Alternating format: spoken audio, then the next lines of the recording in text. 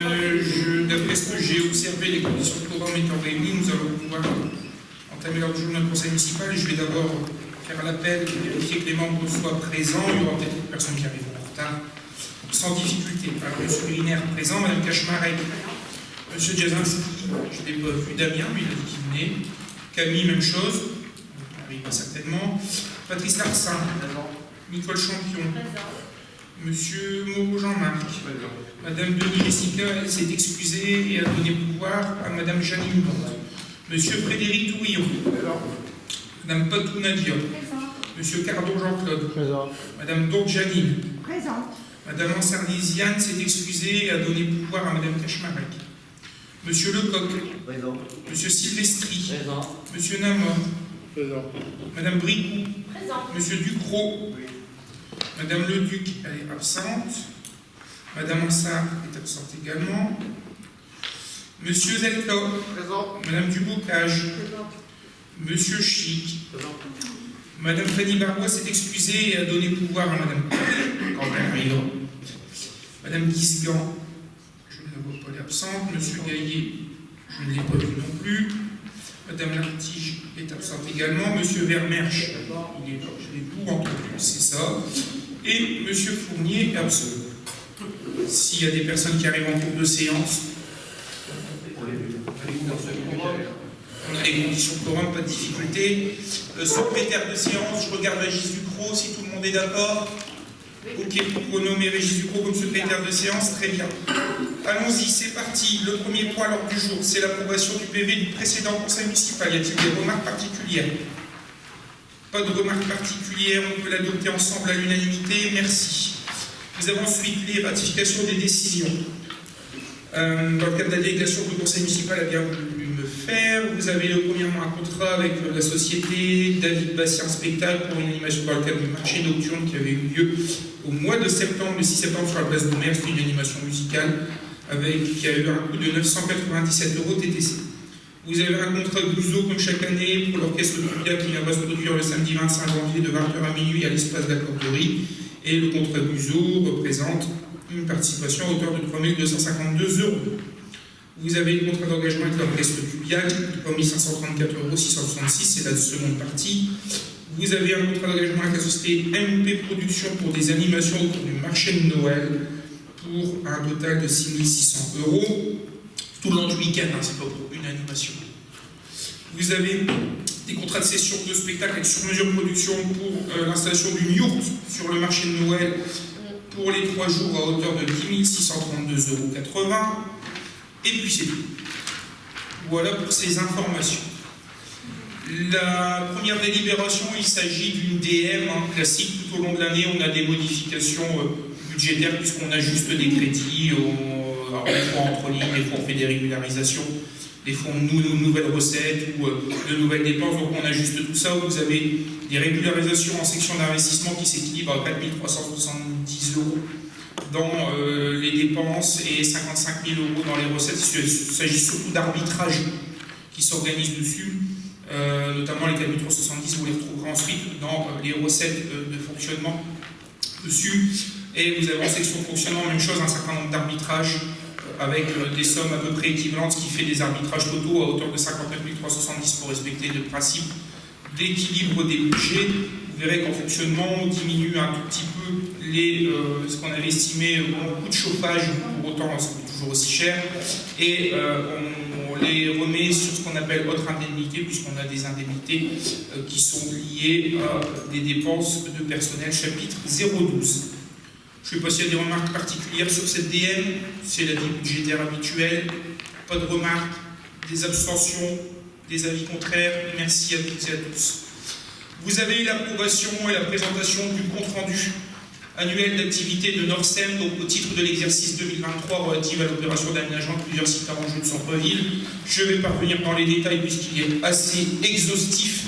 Et il reprend un certain nombre d'éléments, le bilan financier prévisionnel global actualisé par rapport au bilan global contractuel qui avait été signé au début de l'opération, le plan de trésorerie, forcément, les tableaux des acquisitions et des cessions immobilières que Norsem a réalisé dans le cadre du contrat qui lui est confié en cours d'année 2023, et puis une petite note d'actualité, on appelle ça une note de conjoncture, puisque la réalité de la vie économique, sociale, de la vie immobilière réelle en 2018 n'est plus la même que celle en 2023, et nous aurons bien sûr en 2025 le rendu de cette année 2024 en cours d'activité.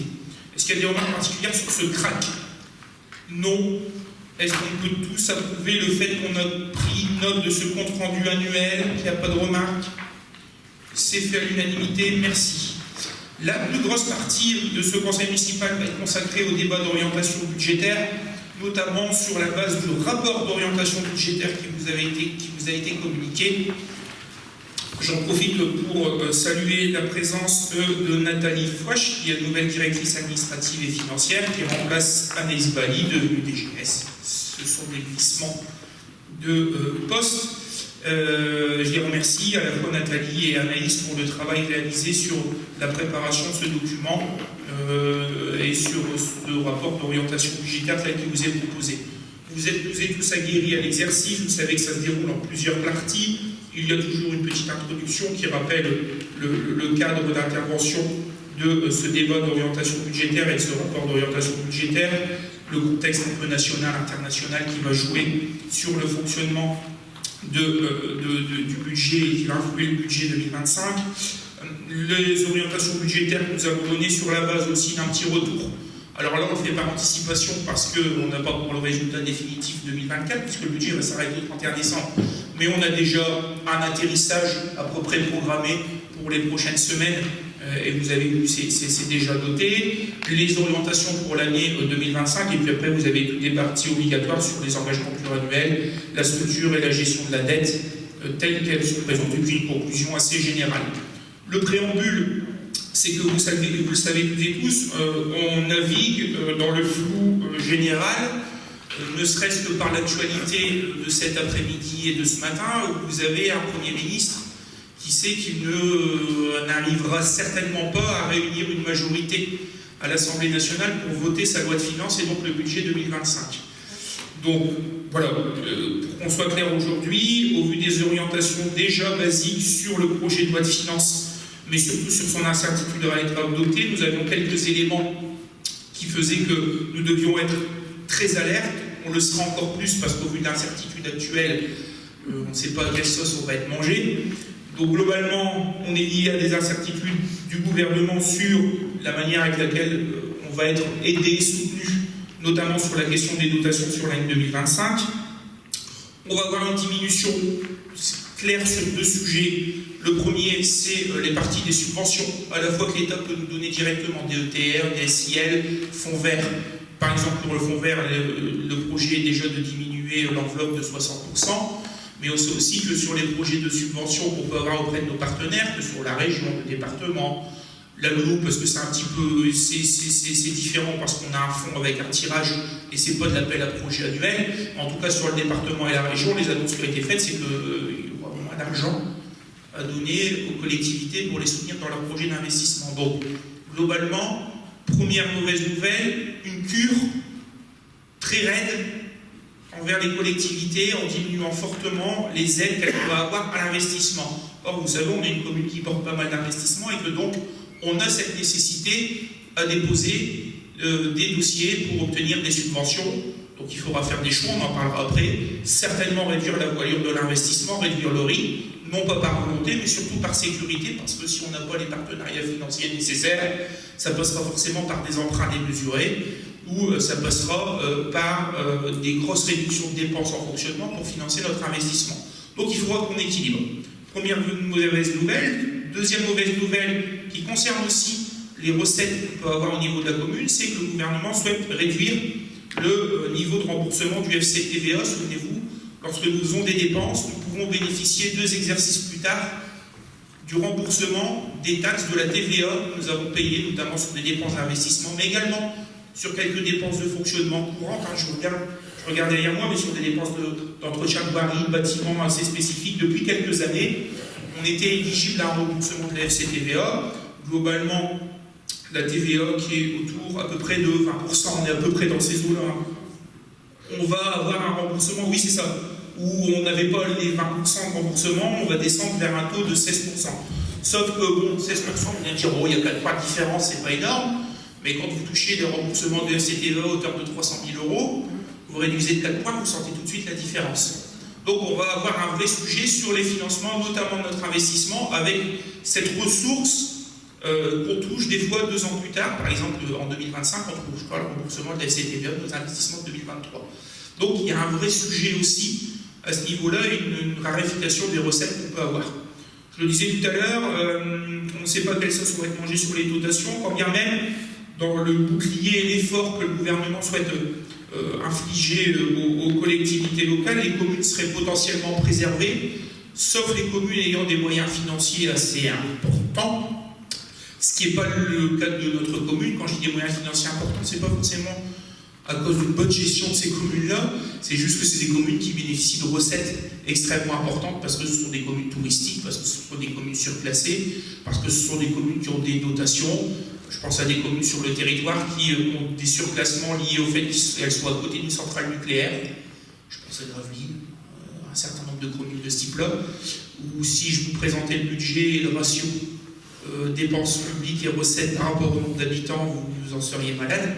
Donc voilà, ces communes-là, aujourd'hui, qui bénéficiaient d'un certain nombre de largesses, pour plein de raisons légales, c'était pas inventé, vont certainement passer à la caisse. Les communes qui avaient plus de difficultés et étaient modestement peu actives en termes de recettes seraient plutôt épargnées. Donc sur ce point-là, ça resterait correct. Et puis vous avez quelques autres mauvaises nouvelles dans l'ambiance générale, mais vous les avez dans vos vies personnelles aussi. C'est que le coût des fruits, même s'il est un petit peu diminué, il reste quand même à un niveau élevé et qu'on a connu encore quelques augmentations.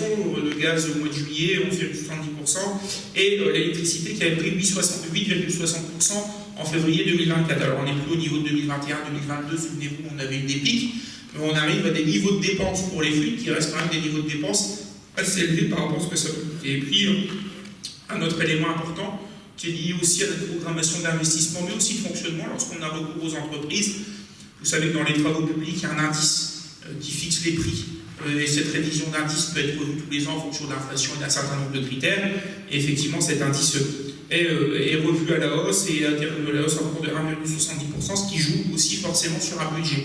Et même chose, 70%, vous allez me dire, bon, c'est pas si énorme que ça, quand vous avez un budget d'investissement de 4 millions d'euros, vous rajoutez un 70% sur l'ensemble des projets, vous allez vite le sentir.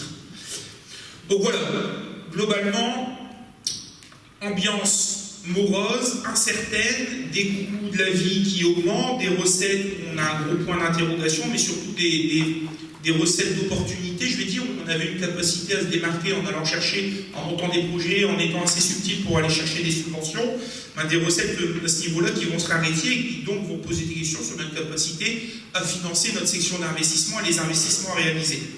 Voilà la présentation un petit peu globale du contexte dans lequel nous évoluons.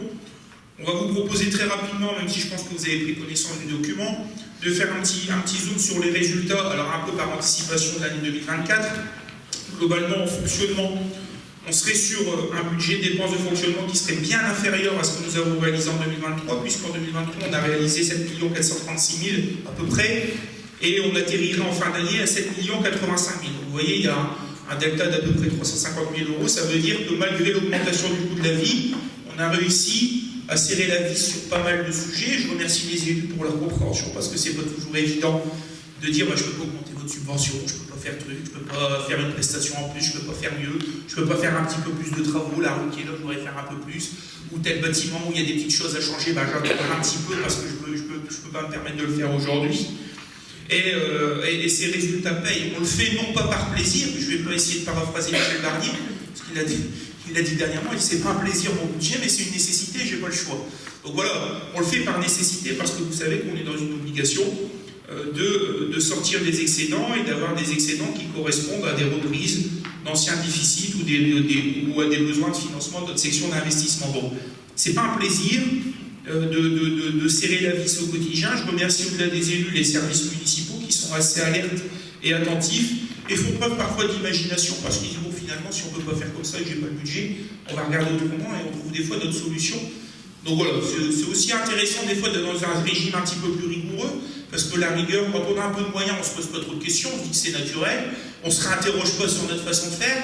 Quand on a un peu moins de moyens, forcément, et c'est valable dans nos vies personnelles aussi, on se dit bon, On va regarder si on ne peut pas faire autrement, ou si on faisait pas mal, ou si on n'a pas d'autre choix à faire. Donc voilà comment ça se traduit.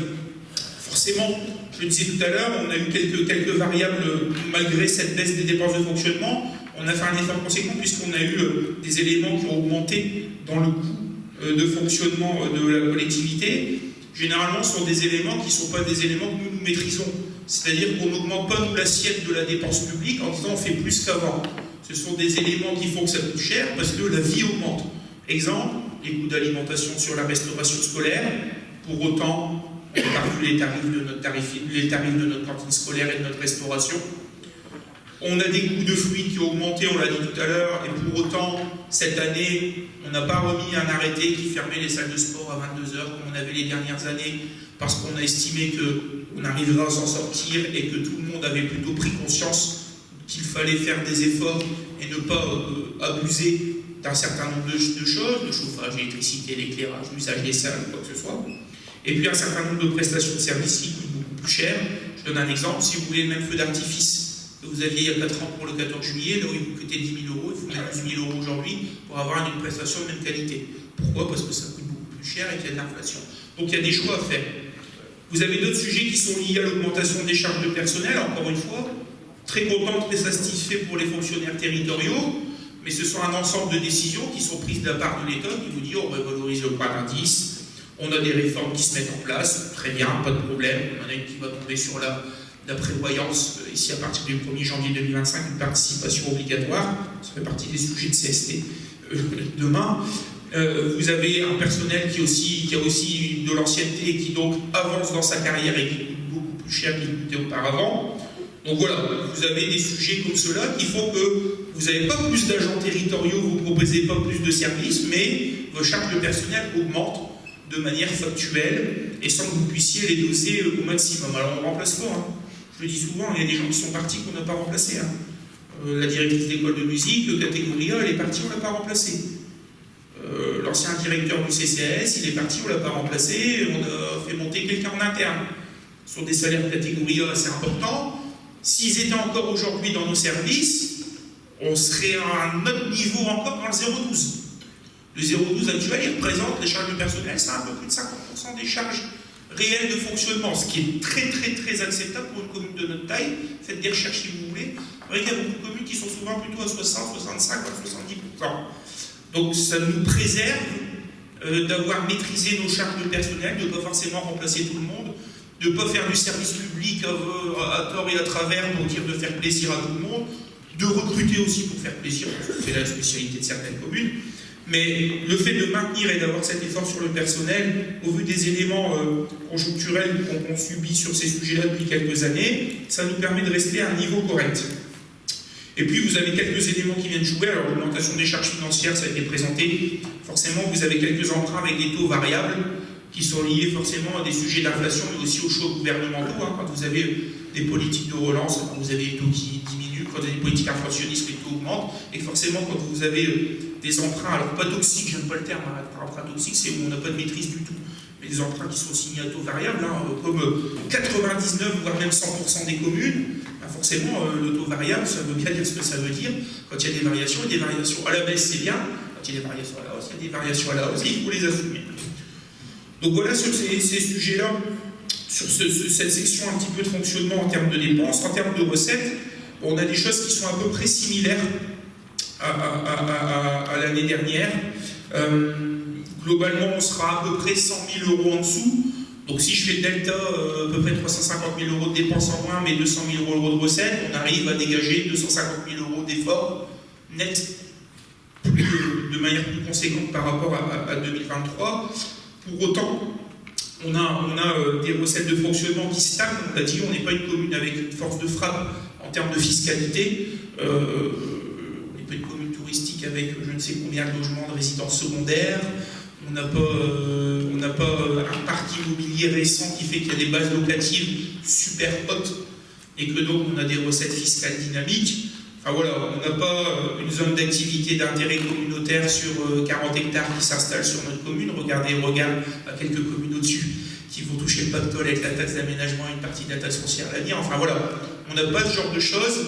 Donc il nous faut rester prudent puisqu'on n'a pas une dynamique de recettes extraordinaire et on ne peut pas compter sur cette dynamique de recettes.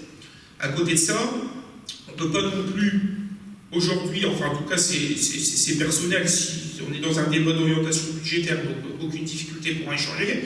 En tout cas, je ne pense pas que ce soit le moment pour aller taper sur le levier fiscal et dire aux gens, on va augmenter vos impôts. Dans la situation dans laquelle on vit aujourd'hui, pour lesquels ils ont déjà peu de moyens, ils sont déjà asphyxiés. Donc on n'a même pas cet effet-là de dire on appuie sur le bouton des impôts, donc c'est pas grave, on va créer une nouvelle recette et on va les faire entrer dans les caisses de la commune. On a de la chance d'avoir depuis quelques années un petit bas de laine qu'on a accumulé parce qu'on a eu quelques excédents et qu'on a su le garder sous le coude, mais ce bas de laine il va aussi en diminuant, puisque sur les 2 derniers exercices, avec l'augmentation du coût des fluides, souvenez-vous, on l'avait expliqué, ben c'est pas grave, cette augmentation du coût des fluides, on va le prendre sur ce bas de laine, sur notre trésorerie, sur nos réserves, et qu'au bout d'un moment, ben, ces réserves, elles vont s'épuiser. On en parlera après dans les orientations de 2025. Donc pour l'instant, en 2024, on arrive à sauver les meubles et à avoir quand même un résultat, notamment en section de fonctionnement, qui est très correct, et qui fait qu'on reste avec des indicateurs assez importants. Pourquoi je parle de ça? Puisque vous savez que si on a recours à des emprunts, mais qu'aussi on est scruté par les services de la préfecture sur le sujet, il y a un certain nombre d'indicateurs et d'alertes qui se font à ce niveau-là, à la fois vis-à-vis des financeurs, lorsqu'on va aller demander des financements extérieurs, des banques, hein, qu'on soit clair, mais aussi vis-à-vis de la préfecture qui peut vous positionner sous réseau d'alerte lorsque vous avez des dérives budgétaires et qu'on voit que le budget devient assez, on va dire, dangereux. Je vais rester sage dans mes propos. Donc on n'en est pas à ce niveau-là, on reste sur des choses assez correctes, mais on voit que malgré des efforts, il y a un coût de la vie qui augmente, on a notre bas de laine qui diminue et qu'on n'est pas sur une pente vertueuse, non pas de la faute d'une collectivité et des élus qui laissent tout partir et on ne gère rien, mais surtout de la faute d'un certain nombre d'éléments qui sont extérieurs aux choix politiques et aux stratégies et à la gestion de la commune. Voilà sur cette situation. Sur l'investissement, on a un budget qui sera un petit peu plus important en termes de dépenses à celui de l'année dernière. Pourquoi? Parce qu'on a des gros projets qui sont poursuivis, qui sont terminés. Mozart est presque terminé, il reste 10 arbres à planter, ça y est, c'est la fin, on y est là, donc ça reprend dans peu de temps, mais sinon 99% des travaux sont réalisés. Et puis vous avez la totalité des travaux de l'espace enfance-jeunesse, petite enfance qu'on a inauguré il y a quelques jours, qui ont été réalisés. L'école Jean-Marie Brison, même chose, il y a 90% des travaux de réalisés, on reste sur les plantations. Ça veut dire qu'aujourd'hui, puisqu'on est sur des marchés qui sont fortement avancés, on a forcément eu des factures à régler. Pour autant, et c'est cet écart qu'il y a entre les dépenses et les recettes, on a un écart assez important. Pourquoi? Parce qu'on n'a pas forcément encaissé les subventions, puisque ces projets sont fortement subventionnés, et qu'on est subventionné qu'une fois où on a tout réceptionné, mais tout de tout. Alors tant qu'il vous reste encore 5 ou 10% à réaliser, vous avez déjà payé vos factures de ce qui est réalisé, mais les recettes que vous avez inscrites pour être encaissées, elles ne le sont pas encore, et il y aura un écart et un décalage entre le moment où vous allez les encaisser et la réalité. C'est-à-dire aujourd'hui ce décalage, clairement, on va encaisser une bonne partie de nos recettes sur le budget 2025, au titre des restes à réaliser. C'est pour ça que vous avez une volumétrie, on le verra après dans le tableau de consolidation budgétaire, que vous avez un nombre important de restes à réaliser qui viennent compenser ces dépenses-là. Pour autant, il faut quand même prendre en compte que depuis quelques années, on avait une section d'investissement qui était déficitaire, on cumule un peu plus d'1 600 000 €. C'est des déficits cumulés depuis quelques années. On peut prendre un certain nombre de sujets, c'est des projets avec des décalages d'encaissement de subventions, certes. On le disait tout à l'heure, il y a à peu près 1 million dans la nature, mais il y a aussi des déficits qui ont été liés à d'autres opérations, des déficits qui ont joué sur notre trésorerie. Je prendrai toujours 2 sujets. Le budget annexe des FANO qu'il a fallu encaisser avec un déficit de 250 000 €. Souvenez-vous, alors comptablement ça a été encaissé, tout le monde a été payé, tout est payé, mais à un moment on l'a pris sur notre trésorerie. Voilà. Et le deuxième sujet, c'est les 750 000 € qui courent encore dans la nature pour le budget annexe des vernis. Voilà. Donc forcément, avec deux talons d'Achille comme cela, c'est compliqué de redresser la barre. Pour autant, on va vous proposer sur l'année 2025 la possibilité de diminuer, de réduire la valeur d'investissement, mais également de diminuer ce déficit cumulé depuis quelques années pour revenir à des niveaux plus acceptables et donner un petit peu plus de marge de manœuvre et de respiration au niveau du budget municipal. Voilà sur les présentations que j'avais à faire sur l'année 2025. Voilà, j'arrive à la page 6. Vous voyez, je dis un petit peu plus d'1 million. Il y a 1 200 000 € de recettes de subventions attribuées qui sont encore en attente. Donc c'est énorme. Voilà sur ces différents éléments. Forcément, vous avez un résultat qui est consolidé. On disait tout à l'heure, donc vous avez les résultats de 2024 où on faisait 937 762 € d'excédent. Vous aviez des reports, c'était notre bad debt depuis quelques années, à hauteur de 550 000, donc il était plus important avant, mais on a tapé dedans pour financer l'augmentation du coût de la vie, ce qui fait qu'on a un résultat de clôture d'1 488 000, un petit million et demi sur le sujet. On a un résultat d'investissement, je disais tout à l'heure, pour les raisons que je viens d'évoquer, déficitaire à hauteur d'1 360 000, et il était déjà déficitaire avec des reports déficit 2023 de 253 000, ce qui fait qu'au total, cette section d'investissement et ces reports font qu'on a un résultat de clôture déficitaire à hauteur d'1 613 000. Forcément, quand vous consolidez les deux, vous avez un résultat de clôture de moins 125 158, et comme vous avez des restes à réaliser, en recettes et en dépenses, et qui dégage un excédent de 285 694, vous faites 285 194, 125 158, ce qui fait que vous avez un résultat consolidé définitif à hauteur de 160 535 €. Vous voyez, on a encore la tête au-dessus de l'eau. Profitez-en, pendant que peut-être jour la piscine est fermée. Donc on sera sous l'eau. Non, c'est pas vrai. Mais pour vous dire qu'on arrive sur des situations qui se tendent vraiment et que c'est pas faute de faire des efforts. Voilà sur ces résultats de l'année 2024. Pour l'exercice 2025, on va dire qu'on s'est gratté un petit peu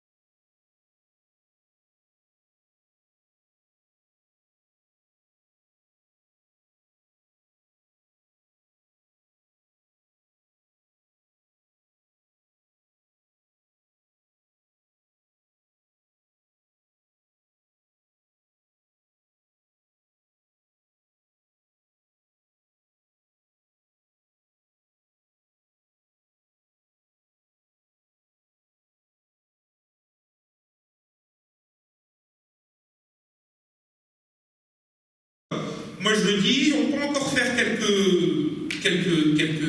économies à droite à gauche. Bien sûr, on peut gratter une débroussailleuse à 700 € sur un budget comme celui-là. Enfin voilà, il faudra supprimer des jeunes pères. Mais on est déjà arrivé à un niveau d'écrémage assez important. Voilà où on en est aujourd'hui sur ces orientations en termes d'investissement. Donc, diminuer les dépenses peut-être un tout petit peu, mais en tout cas, on n'aura pas trop de marge de manœuvre à ce niveau-là.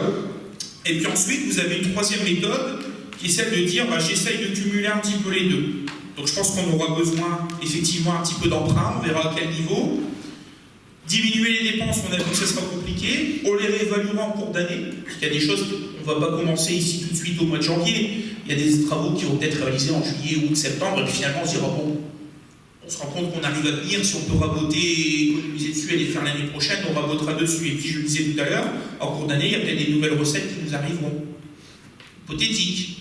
Si on dépose des dossiers, il y a 2-3 trottoirs à refaire non départemental, le département nous donnera une petite subvention.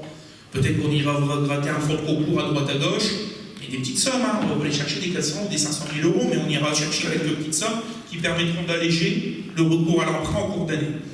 Donc voilà ce qu'on va vous proposer, voilà les orientations telles qu'elles nous sont proposées. Je pense qu'on sera plutôt dans la troisième méthode, et c'est ce qu'on a fait chaque année, c'est-à-dire un cumul. La volumétrie de dépenses, la volumétrie de recettes, et comment on arrive à équilibrer ça en se réinterrogeant aussi en cours d'année sur les besoins en termes de dépenses, mais également les opportunités de recettes qu'on aurait pu avoir en cours d'année vis-à-vis des d'autres dossiers ou financeurs qui viendraient nous donner des bonnes nouvelles. Voilà, sur ces sujets-là, j'en parlais tout à l'heure, l'augmentation du levier fiscal, c'est un petit peu plus détaillé ici. L'objectif, c'est d'avoir une stabilité en termes de recettes qui se traduira par peut-être une baisse des taux. Et donc, des habitants qui vous diront, je ne paye pas plus d'impôts, mais j'en paye pas moins. Et dites merci quand même de ne pas en payer plus, parce qu'on fait un effort et on aurait pu éviter ce genre de choses, et peu de communes le font. Faites le tour, regardez. Globalement, ça augmente partout. Donc voilà. Donc c'est ce qu'on vous proposera certainement d'ici le mois de mars-avril, en espérant avoir l'outil et les informations correctes pour affiner notre stratégie. Voilà sur ces éléments plutôt financiers qui concernent nos communes. Vous avez d'autres parties un petit peu plus réglementaires dans ce ROB. On va les faire très rapidement. Les engagements pluriannuels, nous en avons certains. C'est lié à des conventions avec l'établissement public foncier. Alors, îlot Equipart, c'est terminé. Il reste juste un terrain récupéré à hauteur de 30 000 €. C'est un fameux terrain, je l'ai déjà expliqué, qui n'est pas sur la commune de Kirochat, qui est sur la commune de Crépin, mais comme c'est nous qui sommes signataires de la convention, ce terrain revient chez nous. Au départ, c'était 100 000 €. On avait récupéré pour 30 000 €, c'est pas trop mal. Mais voilà, à nous de voir ce qu'on y fera.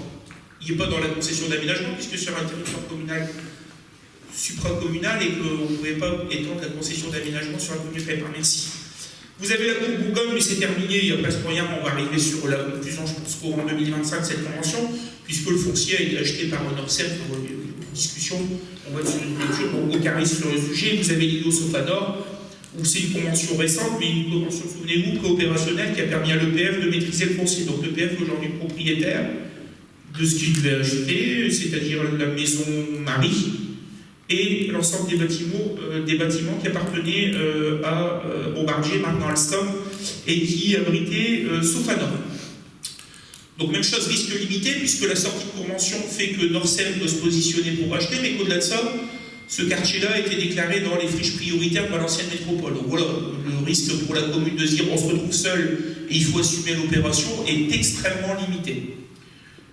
Sur les deux seconds engagements pluriannuels, il s'agit de la concession d'aménagement multisite. Donc on a vu le CRAC tout à l'heure. Les quelques éléments, c'est un risque limité puisque les choses se déroulent à peu près correctement. Le seul élément marquant pour 2024, souvenez-vous, c'est l'avenant qu'on a dû signer puisque la législation a évolué. Avant, on avait des opérations en hors-taxe et maintenant, on a dû régler la TVA parce qu'on récupérera la TVA à la livraison des travaux quand on récupérera l'actif.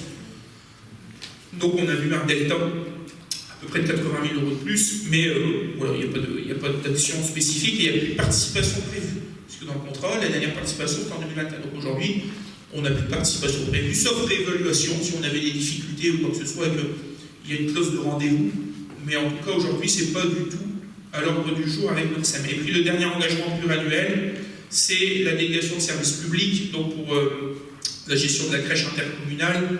même chose, hein, c'est un projet qui est lié au fonctionnement d'un service public. On avait effectivement un investissement puisqu'il y avait un affermage, donc les investissements étaient réalisés par le prestataire et dans nos participations chaque année, on lui donne notre participation liée aux investissements qu'il a réalisés pour le compte de la commune dans le terme de contrat. Même chose, la fin de cette délégation se termine au 31/12/2024, mais on va vous proposer après de la prolonger d'un an. Ça a été validé par la commune de Crépin et les services préfectoraux pour lancer la consultation des entreprises. Vous avez déjà d'ailleurs voir passer une petite enquête sur les besoins dans la commune. J'ai eu beaucoup de questions, j'en ai vu, qu'est-ce qui se passe pour poser des questions sur les besoins de crèche ou quoi que ce soit. Ben justement, c'est une obligation dans le cadre du renouvellement de la délégation de services publics de réinterroger les besoins qu'on peut avoir sur une commune en termes d'accueil des jeunes enfants en ESJE. Les engagements pluriannuels, ensuite, vous avez les APCP, les autorisations de paiement, crédit de paiement, bon ça, autorisations de programme crédit de paiement, pardon, qui sont actualisés chaque année sur nos programmes pluriannuels. Et vous avez un petit zoom sur les achats publics. Il y aura en 2025 un seul marché lié à du fonctionnement, ça sera le renouvellement du marché de téléphonie. On a pu prolonger d'un an. Sinon, il y a d'autres marchés de travaux. Bon, celui qui est déjà en cours, travaux de restructuration d'hôtels de ville. Vous savez qu'un chantier, des fois, il y a des choses à revoir. Sinon, nous allons devoir lancer 3 consultations en termes de projet. La réhabilitation de la cuisine de la Sainte-Cécile-Coquelier, je vous l'ai dit tout à l'heure, on relance la consultation après avoir revu le projet au global et avec une volonté de remettre en concurrence dans l'objectif de baisser les prix. Le recrutement d'une maîtrise d'œuvre pour le réaménagement de la rue Comtois et l'achat d'une chaudière, une grande chaudière pour l'ancien collège. Même chose, on va peut-être s'interroger sur le modèle. On a eu la CLO qui est venue nous voir la semaine dernière, qui a fait des audits sur nos bâtiments, notamment l'ancien collège. On aurait besoin de travaux sur certains bâtiments d'isolation et on leur a indiqué qu'on était dans un projet de renouvellement de chaudière. Effectivement, la CLO nous invite et est d'accord pour nous accompagner à savoir est-ce qu'on resterait sur un modèle de chaudière gaz, Jean-Marc Moreau, ou pas, puisque demain on pourra avoir des alternatives d'autres chaudières, pelées, enfin d'autres choses, où il y aurait des gros soutiens financiers à l'investissement. Je disais tout à l'heure, si on peut réduire et avoir des subventions extérieures, on y regardera de plus près. Maintenant, je le dis de suite, c'est pour faire un choix technique pour avoir des aides à l'investissement, mais que ce choix technique à l'avenir soit un problème et un poulet à gérer pour la collectivité, on ne le fera pas. Tout le monde acheter des véhicules électriques et des trucs, et du matériel et compagnie. La moitié des véhicules électriques sont dans les centres techniques parce que les batteries renouvelées, ça coûte un bras. La consommation électrique, le prix d'électricité a augmenté, donc ça coûte cher à recharger. Donc voilà, avant de faire un investissement, il dit je fais un investissement parce qu'aujourd'hui je peux avoir beaucoup de subventions. Si derrière c'est un boulet technique et financier à gérer, on regardera en 2 fois. Mais voilà sur ces sujets d'achat public. Dessus. Vous avez la 3e partie qui est liée à la structure et la gestion de la dette. Donc il est tout à l'heure, au 31 décembre 2024, l'encours de dette va s'élever à 6 046 000 euros. En 2024, on avait un emprunt à hauteur de 900 000, un petit peu moins que ce qu'on avait prévu. Souvenez-vous. Bon voilà, en 2025, l'annuité de la dette va augmenter de 399,26 € par rapport à l'année précédente. Voilà, c'est pas méchant du tout. Je le disais tout à l'heure, il ne faut pas perdre de vue effectivement qu'on a toujours un budget annexe déficitaire, mais qui a tiré sur notre trésorerie à hauteur de 750 000 € vers RI, et que l'absorption du budget annexe des vanneaux déficitaires aussi a joué fortement sur notre trésorerie, même si chaque année on arrive à le dégager, mais voilà, c'est encore 2 poids importants sur le budget principal de la ville. Je vous présenterai pas la conclusion, vous l'avez lu. On sera très prudent en fonctionnement, on essaiera d'avoir des recettes à peu près équivalentes et de ne pas appuyer sur le levier fiscal, voire même essayer de maintenir via des variations de taux. On vous proposera au vote au printemps. On a déjà fait un écrémage de notre programmation d'investissement. Elle sera en tout cas beaucoup plus limitée que les autres années sur les gros projets. Elle se limitera en gros projets à l'hôtel de ville, mais je souhaitais aussi vous rappeler qu'il n'y a pas que les investissements communaux qui jouent. Vous avez indirectement un investissement communal parce que ça fait partie de la concession d'aménagement et qu'on y a participé financièrement avec la réalisation du nouveau quartier Antoine-Briche sur le secteur de Blanc-Misseron. Vous allez avoir en 2025 le début des travaux de renaturation au niveau du Corbeau. Et vous aurez fin d'année 2025, début d'année 2026, le début des travaux sur la rue Georges Jaurès porté par Valenciennes Métropole. Donc forcément que peut-être, effectivement, ce ne sont pas des projets portés par une maîtrise d'ouvrage communale, mais ils ont fait l'objet à la fois de discussions, de programmation entre l'agglomération et la ville, qu'il y aura des participations financières de la ville aussi sur ces projets, même si on ne les porte pas directement, et qu'à un moment, on ne peut pas commencer à transformer la ville en champ de bataille avec des rues fermées, des chantiers d'un côté, de l'autre, des voies, des fermetures, des gens qui ne savent plus circuler, des coupures de gaz, d'eau, d'électricité aux quatre coins de la ville, et qu'il faut aussi être raisonnable. Donc indirectement, même si notre voilure d'investissement propre au niveau communal va diminuer, ça n'empêchera pas de continuer à avoir de l'investissement et d'être sur des projets structurants pour l'exercice 2025, mais je parle également de l'exercice 2026, puisque vous savez que les projets structurants, ils se déroulent sur les plusieurs années. On commence déjà, au vu des derniers éléments que j'ai eus sur Jean Jaurès, notamment sur le gabarit de voirie, à anticiper les 2 prochaines tranches de travaux. Mandat suivant, alors encore une fois, mandat suivant pour celles et ceux qui seront ici, et pour celles et ceux qui seront à l'aglo, en fonction des décisions qui seront prises, puisque c'est un projet communautaire, et que le renouvellement à l'aglo se fait après les élections municipales. Mais qu'à l'heure actuelle, avec les services communautaires, on a fait évoluer le gabarit, tu as eu des échanges, Jean-Marc, c'est très récent. Le gabarit de voirie a évolué, notamment pour des questions de réglementation sur la piste vélo, ça ne change pas grand-chose, mais surtout pour mieux l'adapter au prochain tronçon, et que ça tienne la route, qu'on ne dise pas si on pose une piste cyclable, sur le tronçon de la frontière au 4 pavés, elle est à droite, puis après sur le prochain tronçon, elle est à gauche, puis après elle revient à droite, puis les gens à vélo sont obligés de faire tourner n'importe quoi, et d'un côté il y a des riverains qui ont du stationnement, et pas de l'autre côté, voilà. Donc là il y a des choses qui ont évolué, qui ont été tranchées, notamment avec cet esprit de poursuivre le projet sur le prochain mandat, en fonction de ce qui se passera. Encore une fois, on ne peut pas être... je ne suis pas Nostradamus. Voilà, sur ces sujets-là, à ce niveau-là, on va continuer à mobiliser nos services sur l'ingénierie financière. On a 2 choses de prévues. Aujourd'hui aussi sur l'année 2025 qui nous ont été proposées. Premièrement par la région. Les techniciens de la région nous ont proposé de venir faire une revue de projet sur les projets qu'on pourra avoir pour les 2, 3, 4 années prochaines. Donc encore une fois aussi, avec le sujet de fin d'échéance et de fin de mandat, l'échéance liée à la fin de mandat, mais au moins d'avoir une vision pour eux, nous accompagner à avoir aussi un petit peu d'anticipation pour leur appel à projet et à inscrire le programme au sein de leur programmation d'investissement pour qu'on puisse aller chercher un maximum de subventions. Et puis la région nous propose aussi de nous accompagner, et je pense qu'on sollicitera là-dessus en la personne de Mme Gobert à l'ingénierie financière, pour peut-être inscrire un certain nombre d'investissements structurants qu'on a au niveau de la commune, au niveau des nouveaux appels à projets européens. Alors je vous dis tout de suite, il faut se lever de bonheur, les fonds européens pour monter le dossier, mon Dieu. Mais au vu de la structuration d'un certain nombre de gros projets, je pense à la trame verte urbaine, des gros projets de rénovation de bâtiments, on pourrait être éligible à des fonds européens. Donc l'objectif pour 2025, c'est encore une fois de bien se reposer, de bien organiser, de bien faire une revue de projet, d'affiner notre programme pluriannuel d'investissement et d'avoir une ingénierie financière dédiée et orientée vers la recherche de ces nouvelles subventions.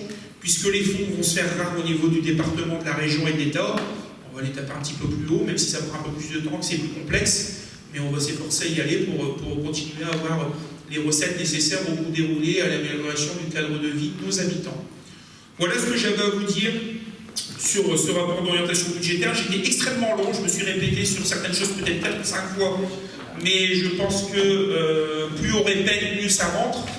Celui qui n'a pas compris qu'il fallait être prudent et faire attention, je pense qu'il n'a rien compris, c'est que je n'ai pas encore assez insisté. En tout cas, voilà, je pense que tout à chacun a pu comprendre les enjeux qui sont prévus pour ce prochain budget 2025. Et je suis forcément à votre disposition s'il y avait des remarques, des questions particulières, des précisions, sans aucune difficulté. Les services aussi, s'il y a des questions un petit peu plus techniques ou particulières, sont à votre disposition pour répondre à toutes vos questions. Pas de questions particulières? Est-ce qu'on peut acter ensemble? On ne vous demande pas de voter le rapport d'orientation budgétaire. On acte le fait qu'il y a eu un débat d'orientation budgétaire et une présentation. Est-ce que c'est bon pour tout le monde? Super, merci à vous. Vous avez ensuite, si vous me permettez, je relis les 2 conventions, les points 4.2, 4.1 et 4.2. C'est les conventions d'utilisation de l'abattement de la TFPB. Alors pour la première pour SIGH, la seconde pour Métrocité, ça vient en avenant au nouveau contrat de ville, dessus comme quoi le dispositif est renouvelé. Pas de remarques particulières, on peut valider, c'est pas la programmation, c'est le principe d'abattement. C'est bon pour tout le monde, donc la 4.1, 4.2, c'est voté à l'unanimité, je vous remercie. La 5.1, on nous demande d'accepter de nouvelles adhésions aussi d'Encian, pas de problème particulier, on est d'accord pour tout le monde. C'est voté à l'unanimité, je vous remercie. Vous avez ensuite une convention de mise à disposition de la salle de musculation située au complexe d'accord de Livry au profit du syndicat intercommunal de Vallée-de-Launel et d'Oignon. Je présente la délai, mais je ne pourrai pas la voter dessus. Il s'agit simplement d'une convention puisque le personnel de la piscine, les éducateurs sportifs en particulier, ont demandé s'ils pouvaient avoir accès à la salle de musculation, du moins à ce qui reste, parce qu'il n'y a pas de gros investissements et on n'en prévoit pas non plus à ce niveau-là, mais pour faire quelques activités le mardi de 11h30 à 13h, c'est en coupure, hein, entre les midis, il n'y a pas d'activité et les scolaires sont partis à 11h30, donc le but c'est de faire de l'activité physique et puis d'entretenir une cohésion de groupe au niveau de l'équipe sportive. Donc forcément, j'ai donné un avis favorable sur le sujet, mais je préfère que nous mettions une convention pour des questions de sécurité, s'il y a un accident ou quoi que ce soit, on va remettre une clé, un accès, enfin voilà, au moins les choses sont claires. Je ne pourrai pas participer au vote, ni Jean-Marc Moreau, ni Camille Coquelet, ni Camille Cachmarek, ni Damien Archie, ni Patrice Larsin. Forcément, vous êtes membre titulaire ou suppléant de 6 votes. Donc vous ne participez pas au vote, vous vous déportez, vous n'êtes pas là, vous n'avez rien entendu. Qu'est-ce qui peut mettre aux voix? Camille, c'est tout. Ah bah non, Camille ne peut pas. Non, Patrice ne peut pas non plus. Ça va être Frédéric. Allez, Frédéric, mets aux voix, fais voter la convention, simplement. Non, on leur dit pas s'il y a des gens contre, c'est bon. Donc, il est demandé donc, au Conseil d'approuver la conclusion de la convention de mise à disposition à titre gratuit de la salle de musculation avec le syndicat intercommunal Vallée-Launel-Oignon 6 juin. Pas d'avis contraire? Pas d'avis contraire? Non. Unanimité. C'est autorisé Mme Denis Jessica à signer la convention ainsi que tous les avenants documents afférents à cette dernière. Super. Si Jessica avait été là, mais elle bosse ce soir, c'est elle qui l'aurait mis aux voix, mais voilà. Ok. Pas d'avis contraire? Non. Merci à vous. Ensuite, même chose, on a une convention entre la ville de Quiévrochin et l'ancienne métropole pour des prestations de services informatiques, incluant des prestations d'impression, même chose, on ne sollicitera peut-être pas à chaque fois ce genre de choses, mais le fait d'avoir la convention signée, ça nous permet, si on a besoin, d'y avoir accès et de pouvoir y recourir. Même chose, je ne peux pas voter ni Jean-Marc Moreau, ni Corinne Cachmarek. Et ce sera Damien Jasinski qui pourra signer cette convention, puis d'ailleurs c'est dans sa délégation sur les questions informatiques et développement numérique. Est-ce qu'il y a... Donc, qu'est-ce qu'il peut mettre au voix? Camille. Allez Camille, c'est à toi. Alors, il est demandé au Conseil municipal de devoir approuver la signature de cette convention entre la ville de Quiévrochin et l'ancienne métropole, d'autoriser M. Damien Jasinski à la signer et charger M. le maire à l'exécution de cette convention. Est-ce qu'il y a des avis contraires? Abstention? Vote à l'unanimité. Merci. Ok, très bien. Merci à vous. Vous avez ensuite une convention de partenariat avec la maison de retraite Les Feuillantines, notamment pour avoir des échanges intergénérationnels. Où les feuillantines, les jeunes peuvent aller du service enfant jeunesse. On a un peu mis dedans, le chef d'école de musique a mené quelques actions aussi.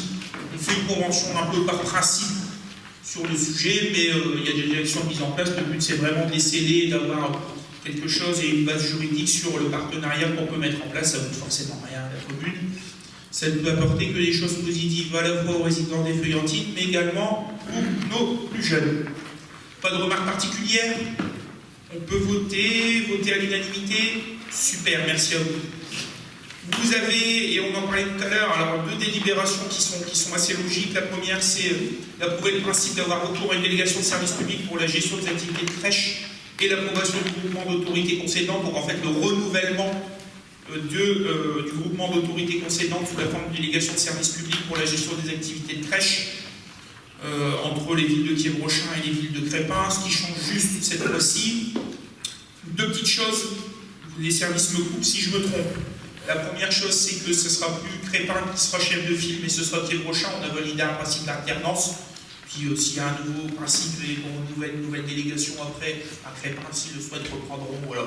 On a un principe d'alternance de portage. Et le deuxième sujet, c'est qu'on risque de ne pas mettre de contrat d'affermage, c'est ça? Puisque les investissements sur les locaux ont été faits. Et dans les discussions, on n'aurait certainement pas d'affermage. Ça dépendra de l'inventaire de sortie et des biens. Ça dépend de l'inventaire de sortie et des biens repris. Des précisions. Non, mais c'est ça. En tout cas, l'affermage s'est réalisé, les travaux pour le compte de. Les gros travaux d'investissement ont été réalisés, donc là on est en train de faire les diagnostics bâtiments et les inventaires. Bon, il n'y a pas de sujet de faire de gros travaux, je ne vois pas l'intérêt d'aller intégrer une programmation de travaux et un affermage pour le prestataire qui répondra. Il gérera la délégation publique sans affermage, c'est-à-dire il gérera le service public simple, pur, pour la durée du marché qui lui sera confié. Pas de remarques particulières? C'est bon pour vous? On peut dire que c'est voté à l'unanimité, je vous remercie. En attendant, donc ça nous autorise à lancer la consultation. En attendant, on vous demande de prolonger la DSP d'un an jusqu'au 31 décembre 2025. Le temps de passer, de lancer la consultation. Pas de problème particulier, c'est bon pour tout le monde, on peut dire que c'est voté à l'unanimité, je vous remercie. Vous avez ensuite une délibération pour la classe de la biodiversité communale avec le PNR Scarpesco. Souvenez-vous, on avait déjà répondu 2 fois à un appel à projet de l'OFB il y a quelques années. On n'avait pas reçu un avis favorable puisque l'OFB nous disait votre dossier ne nous dérange pas. Mais partout où on va, c'est porté par des PNR, des intercommunalités, quoi que ce soit, et vous avez l'air un peu seul.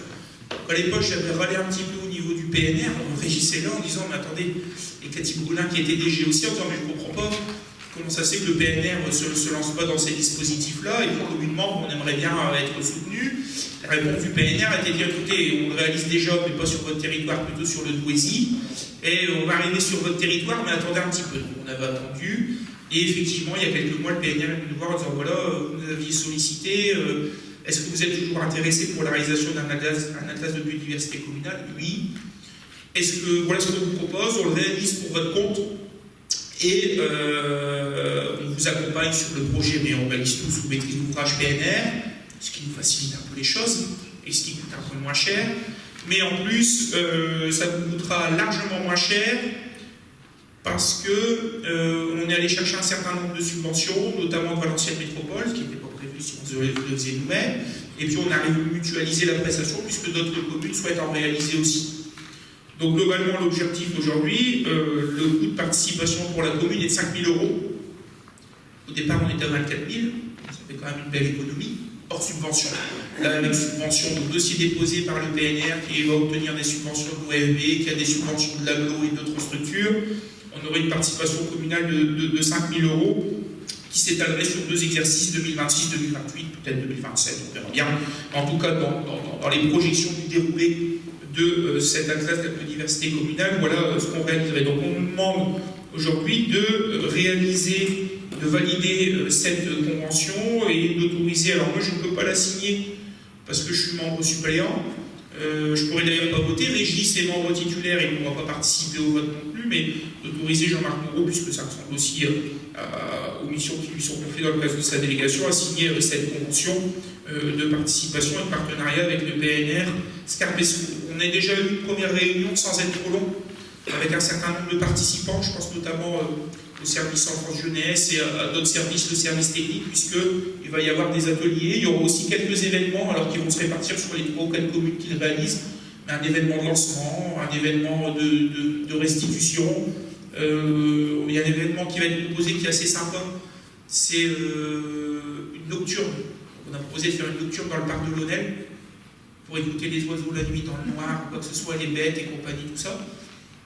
C'est pour certains, c'est peut-être folklore, mais ça peut être aussi un petit moment de détente, de dire ouf, je me mets dans une bulle à travers tout, puis le parc de l'Aunel, au lieu d'aller jouer la journée, de faire les quartiers d'été, de voir d'autres choses, et aussi il se passe des choses la nuit parce qu'il y a des bestioles qui y vivent, il y a des arbres, il y a des choses qui y vivent ou quoi que ce soit, et je vois un peu les choses autrement que je peux les voir aujourd'hui avec mon regard de visiteur et d'usager.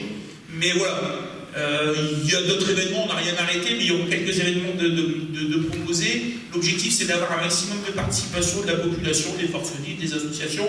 Mais nous, on veut surtout des gamins aussi, pour que les gamins puissent prendre conscience de l'environnement dans lequel ils vivent et des sujets, de la fragilité, à la fois des fragilités qu'on peut avoir et sur lesquelles il va falloir être assez attentif, mais également des opportunités qu'on peut avoir dans une commune comme la nôtre et qu'on ne voit pas, quoi.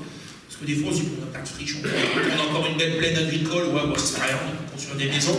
Alors aujourd'hui, c'est des opportunités que d'autres communes n'ont pas, mais que nous avons et qu'il faut absolument préserver. Donc le fait d'ouvrir, je regarde Jean, les agriculteurs, moi j'aimerais bien que tout le monde participe un petit peu et chacun puisse mettre sa pierre à l'édifice pour avoir conscience de ce qu'on a au niveau de notre commune et comment on peut mettre en place des actions pour les préserver à l'avenir et préserver notre cadre de vie. Voilà pour cet atlas de la biodiversité communale. Je ne sais pas s'il y a d'autres remarques. Qu'est-ce qu'il met aux voix? Corinne, c'est à toi. Donc je ne participe pas au vote et Régis Ducrot non plus.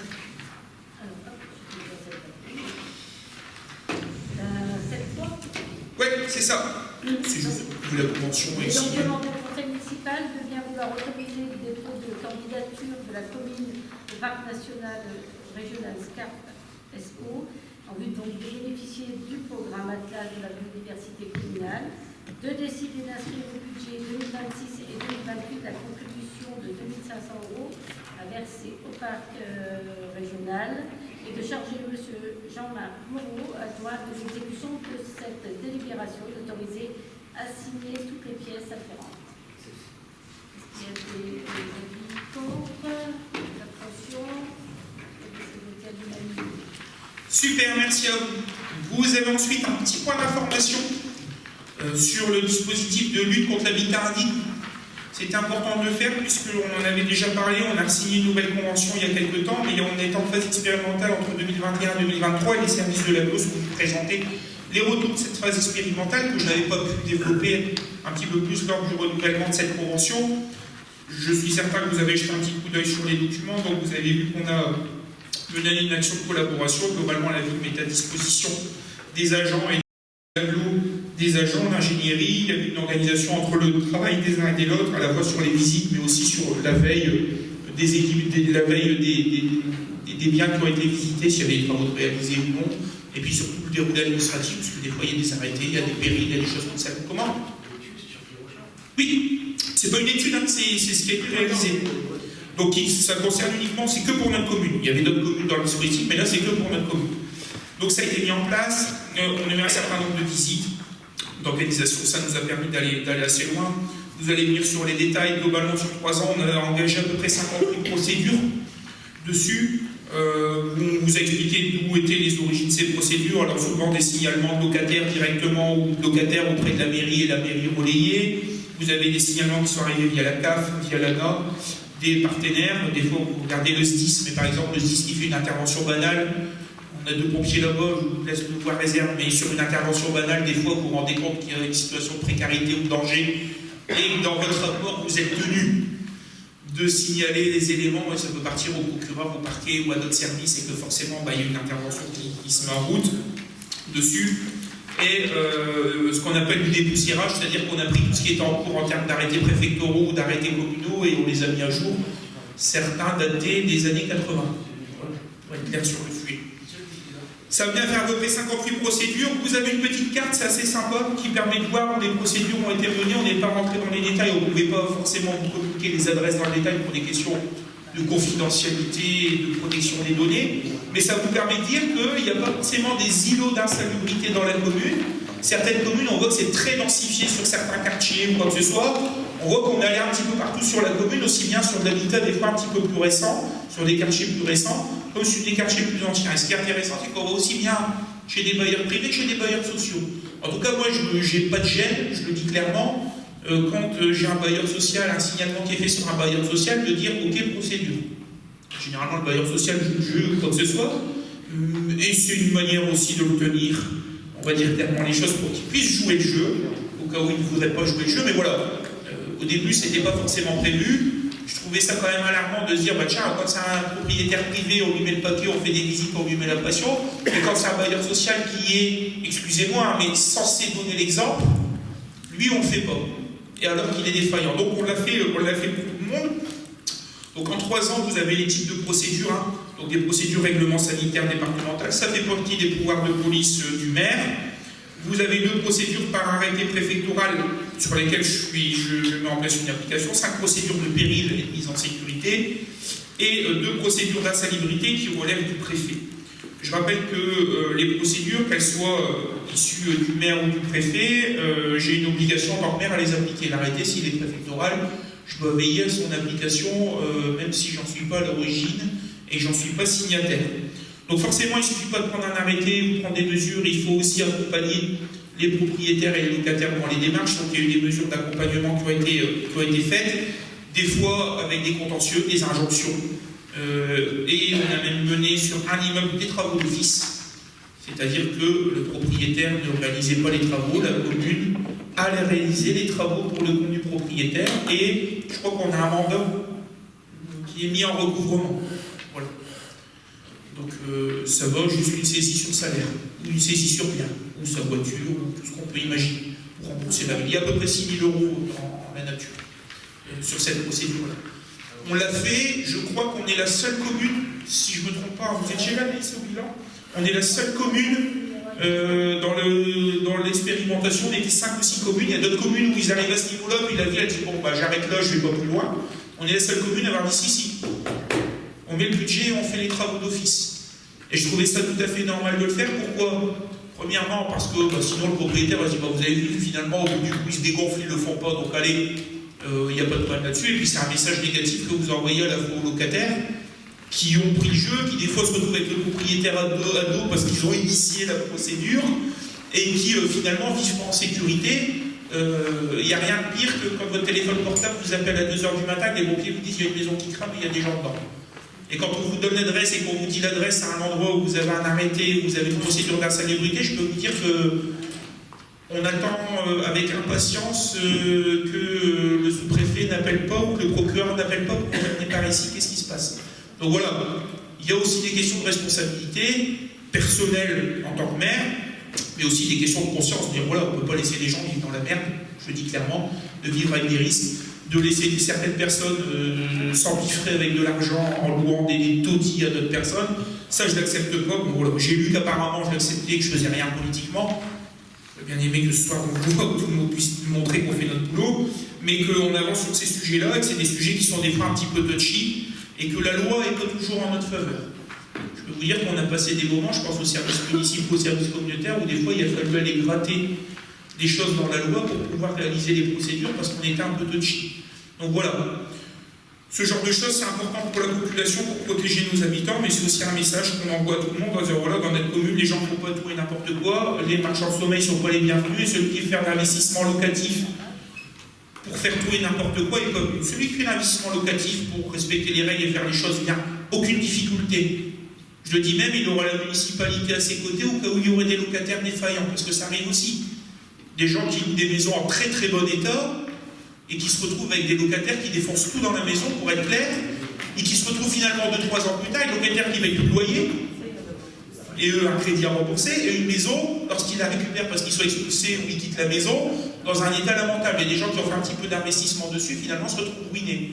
Donc là aussi, il y a des propriétaires défaillants, mais il y a aussi des locataires défaillants. Et je voudrais dire aux propriétaires qui ont des locataires défaillants que la municipalité les accompagnera.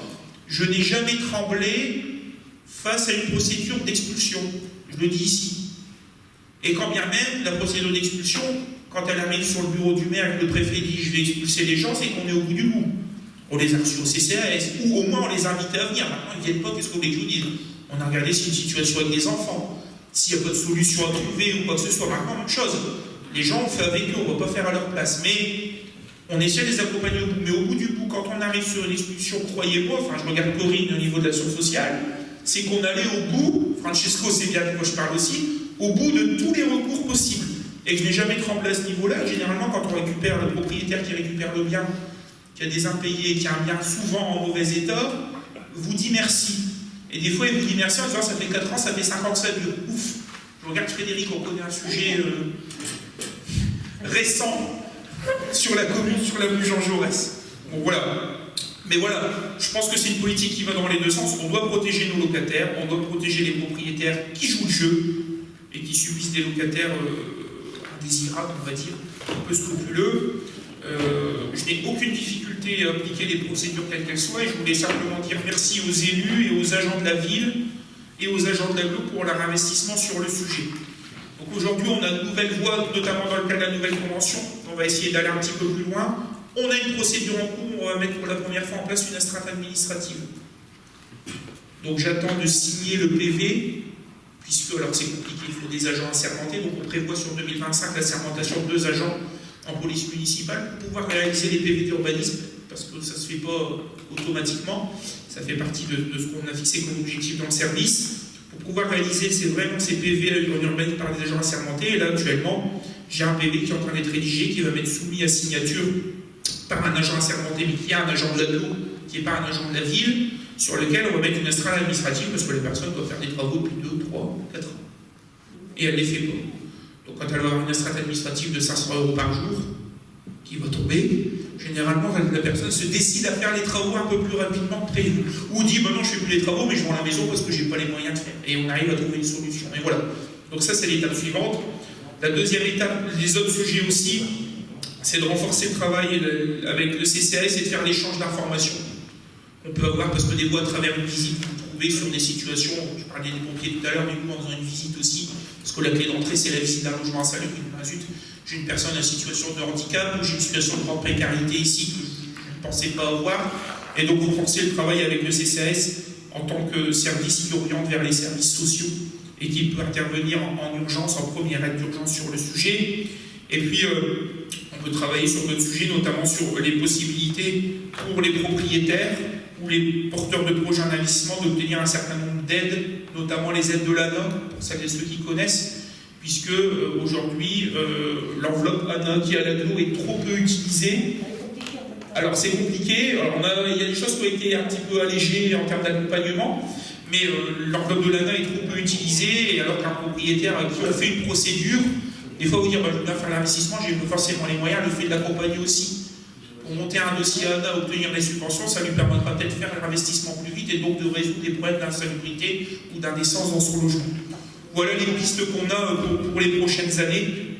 À ce niveau-là, je ne suis pas en capacité de vous dire pour le moment combien de procédures on a fait depuis le début de l'année. Sinon, je vous l'aurais dit avec beaucoup de transparence, mais en tout cas, à l'heure actuelle, je suis dans la capacité de le faire.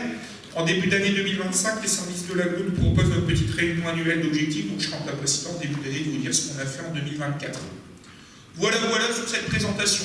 Voilà, vous me faisiez importer à connaissance, il n'y a pas de délibération, mais ça vous permet vous aussi de voir un petit peu les choses, et si vous êtes interrogé par des personnes qui disent, tu sais, le propriétaire ça ne va pas ou quoi que ce soit, orientez-le chez nous.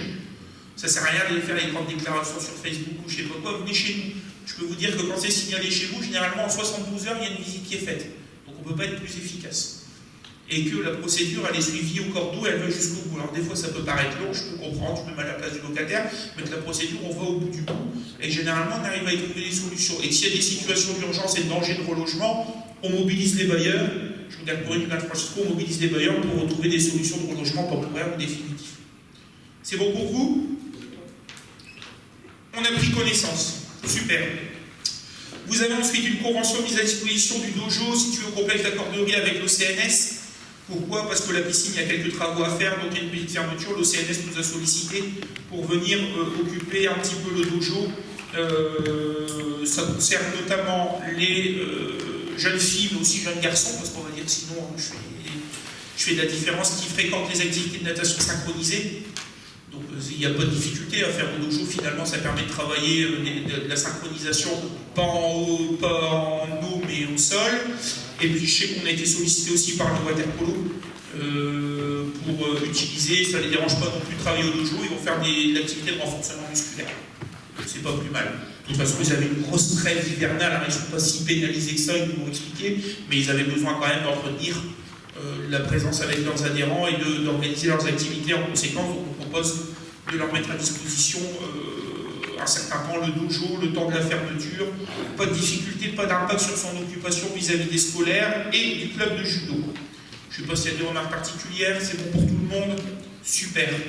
Et vous avez dernièrement l'autorisation de la signature d'une convention de partenariat avec la médiathèque départementale pour 2025. Alors, pour nous prêter une exposition et puis avoir accès à une mallette d'outils d'animation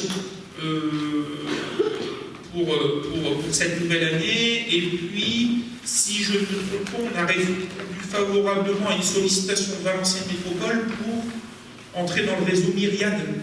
Alors, je crois qu'on n'a pas encore délibéré, il faudra qu'on regarde, mais dans le réseau des bibliothèques communautaires qui sont mises en réseau. Donc ça sera un outil complémentaire, ça nous obligera à activer la gratuité, parce qu'aujourd'hui il y a une participation financière, alors encore une fois, C'est pas là où on va se goinfrer et il n'y a pas une incidence sur l'équilibre du budget communal, mais il y avait une participation qui était mise en place. Le fait d'entrer en réseau et d'être dans le réseau Myriade, il y a le principe de gratuité qui a été mis en place au niveau communautaire. Forcément, vous ne pouvez pas dire j'ai 10 bibliothèques en réseau, dans celle-là je paye, dans celle de la commune d'à côté je paye pas. C'est pas logique. Donc quand on est un réseau, on aligne notre organisation et nos échanges. Par contre, on sera gagnant à travailler en réseau, puisqu'on va avoir un outil informatique, si je ne me trompe pas. On pourra faire des échanges. Un bouquin que vous emprunteriez à Quiévrochin et que vous voudriez rendre à Valenciennes, vous l'aurez à Valenciennes. Si le bouquin est au Nain et que vous voudriez l'avoir à Quiévrochin, vous pourrez le demander. Il y aura une navette qui vous l'amènera à la bibliothèque de Quiévrochin. Enfin, voilà. Tous les avantages d'un réseau et d'une animation de réseau aussi pour notre personnel. Et puis pour les bénévoles, s'il y a des bénévoles qui veulent s'investir, qui apporteront un avantage à cette bibliothèque municipale. Ça arrivera dans un second temps. Pour le moment, on est dans cette convention de partenariat qui existait déjà, mais avec la médiathèque départementale du Nord. Je ne sais pas, Camille, si tu avais quelques mots à ajouter sur ce dispositif, non? Non, il y aura le contrat d'objectif Plus prochainement, au prochain conseil, pardon, à Rossy. Ok. On a revu avec les équipes départementales le nouveau contrat d'objectif. Voilà, s'améliorer. On a un objectif très très haut pour notre commune parce qu'on a quand même 6 000 habitants. Donc on va essayer de faire au mieux pour remplir ce contrat et on faire vivre cette bibliothèque. Super. Est-ce qu'il y a des remarques particulières? C'est bon pour tout le monde? C'est votre unanimité, je vous remercie. Eh bien, écoutez, on peut clôturer ce conseil municipal. Merci à toutes et tous pour votre présence.